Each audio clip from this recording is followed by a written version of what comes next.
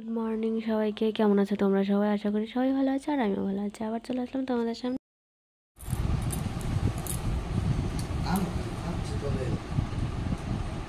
দেখো বড় দিকে বেল খাচ্ছে আর আমি বসে বসে দেখছি।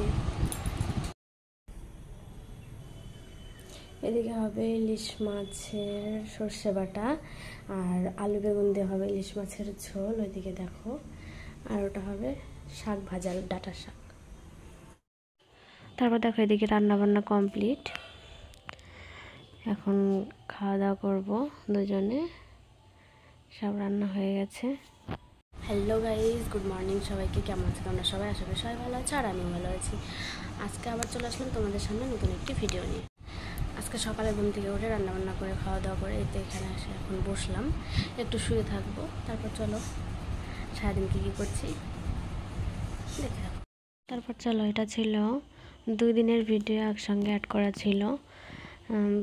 জানি না কেন এই কয়েকদিন আমার ভিডিও করতে সেরকম বেশি খুব একটা ভালো লাগছে না, তাই এরকম করে ভিডিও দেওয়া হচ্ছে বা ভিডিও করা হচ্ছে। আর মানে কন্টিনিউ ভিডিও শেয়ার করতে পারছি না। একটু পরে খাওয়া হবে। দেখো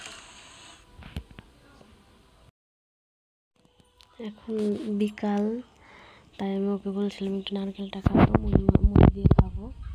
চলো আজকের মতো সবাইকে টাটা।